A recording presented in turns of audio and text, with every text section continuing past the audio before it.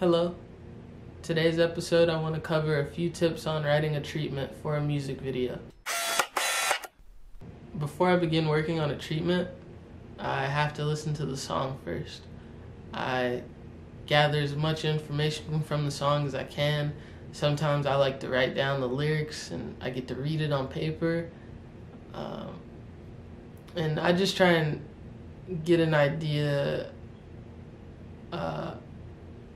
Before I begin working on my treatments, I usually like to start off by listening to the song, talking to the artist about the song and their vision for the video, and gather as much information as I can before heading to the computer to create the treatment. I like to look up pictures that are associated to the lyrics of the song.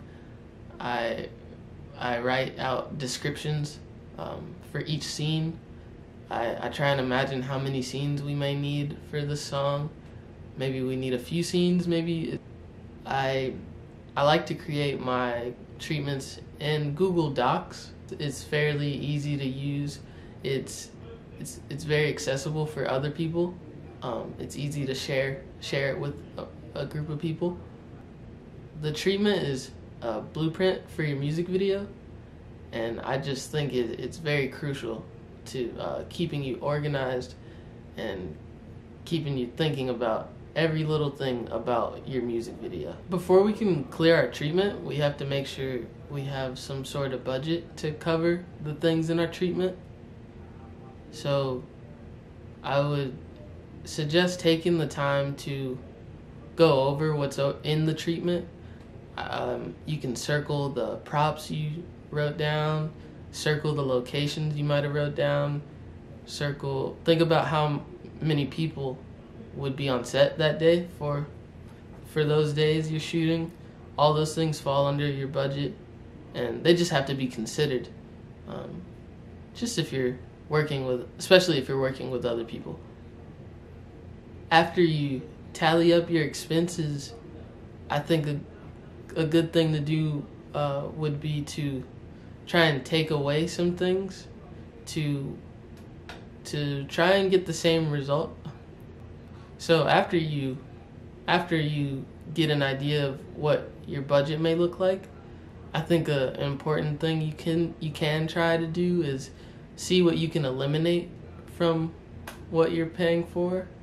Eliminate costs by not having a certain person on set that day and not having to feed them, or asking a friend if they have equipment so you don't have to rent a piece of equipment. That may save you money as well. After my treatments are complete, I like to go over the treatment, look at it, show the artist or show whoever I'm working with, and I like to draw up a storyboard. Now, a storyboard is a document or a piece of paper with squares on it, and it allows you to draw out the shots that you expect to get.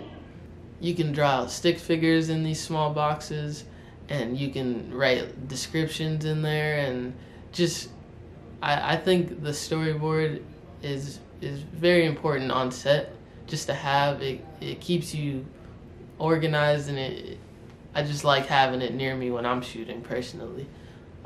I don't have to think so hard. I don't have to try and come up with a brand new shot. Sometimes you may need to, and that's okay, but just having that structure on paper, I love that.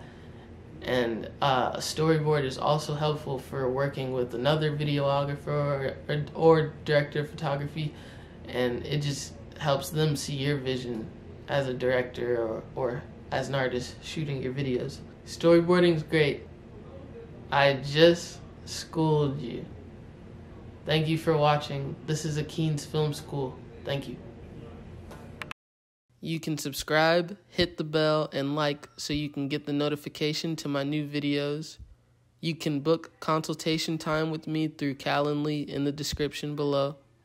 We can schedule a Zoom meeting to discuss me working with you on your productions.